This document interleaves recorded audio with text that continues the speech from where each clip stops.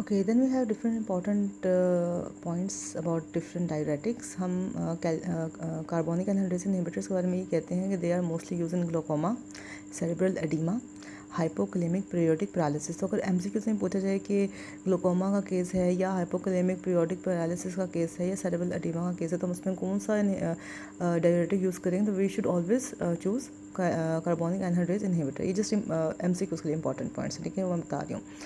Plus कुछ SCQ के लिए भी मैं बताती हूँ। अच्छा, इसके अलावा एक और इम्पॉर्टेंट चीज़ उसमें है दैट इज़ अच्छा, सेरेब्रल एडीमा के लिए ना मोस्टली हम जो फर्स्ट लाइन ऑफ थेरेपी है वो हम मैनिटोल को रखते हैं, ठीक है। उसके बाद हम सीए इनहिबिटर्स पर जाते हैं। तो आपने ये भी देखना है मैनिटोल का ऑप्शन है तो पहले हम वो सिलेक्ट करेंगे, अगर वो नहीं है तो फिर सीए इनहिबिटर यूज़ कर सकते हैं। देन SGLT2 इनहिबिटर्स का हमें पता है कि these are the anti diabetic drugs, ठीक है। और ये मोस्टली हम डायबिटिक्स में ही देते हैं, लेकिन इनका सेकेंडरी इफेक्ट ये है कि ये डायूरेसिस भी करा रहे होते हैं। सिंस जब ग्लाइकोस्यूरिया होगा या जब ग्लूकोज की एक्सक्रीशन ज़्यादा होगी यूरिन में, तो उसको फॉलो करेगा वाटर और डायूरेसिस भी हो जाएगी। तो ये अगेन एक डायबिटिक्स में इंपॉर्टेंट ड्रग हो जाती है। Then third is the loop diuretics, उनको हम हाई सीलिंग डायूरेटिक्स कहते हैं। मैं ऑलरेडी बता चुकी हूँ क्योंकि इनका एक्शन काफ़ी अच्छा होता है इन टर्म्स ऑफ डायूरेसिस, लेकिन ये शॉर्ट एक्टिंग होते हैं। Then long acting diuretics thiazides, उनको उसका एक इंपॉर्टेंट रोल है that they are used in nephrogenic diabetes insipidus.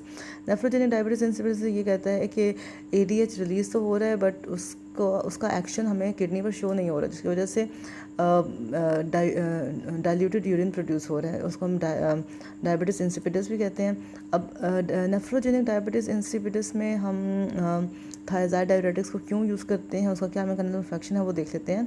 तो वी नो के जो थायराइड डायरेटिक्स हैं वो एक्ट करते हैं on the distal convoluted tubule, ठीक है, उस लेवल पर एक्ट करते हैं, वहाँ पे सोडियम और क्लोराइड की रीअब्जॉर्प्शन को रोक रहे होते हैं।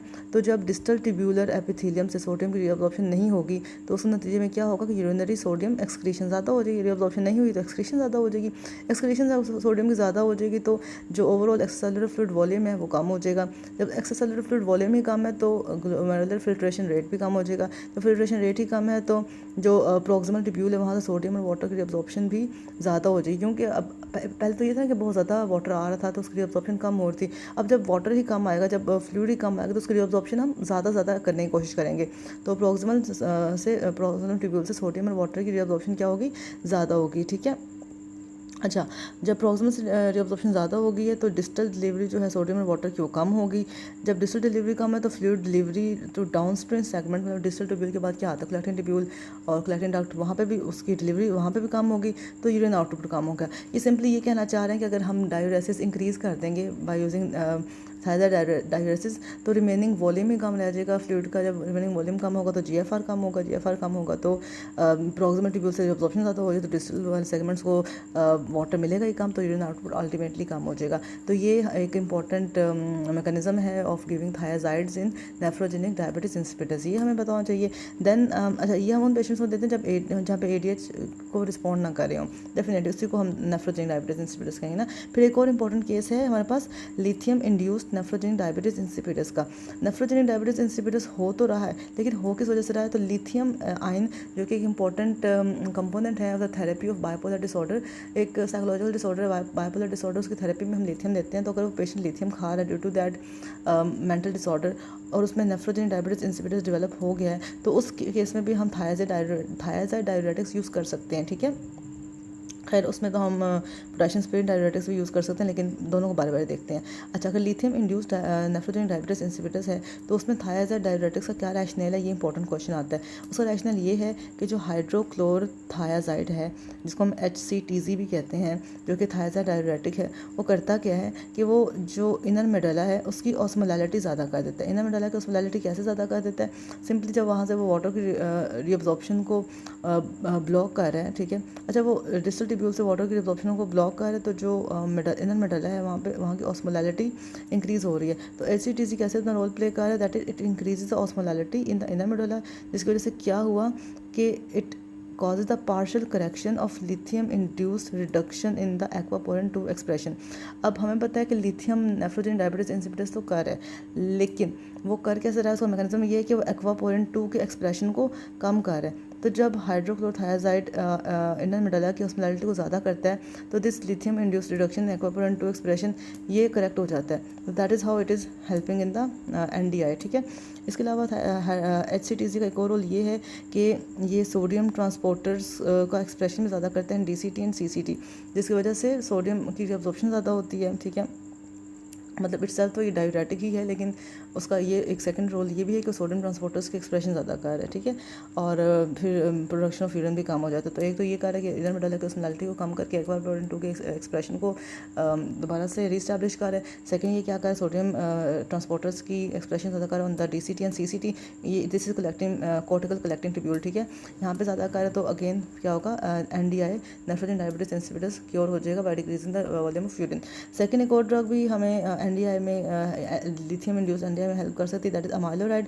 और ये कैसे हेल्प करते हैं, अमाइलोराइड ड्रग बेसिकली ब्लॉक करता है lithium entry into the collecting duct. Lithium की एंट्री ही नहीं होने देता तो फिर अपने इफेक्ट्स क्या ही प्रोड्यूस करेगा, एक्वापोरेंट टू को क्या ही रिड्यूस करेगा। तो lithium blocking the lithium entry into the collecting tubules, अमाइलोराइड is also helpful in lithium induced NDI। तो हाइड्रोक्लोरोथायाजाइड, HCTZ एंड अमाइलोराइड इज हेल्पफुल, ये बताना चाहिए हमें।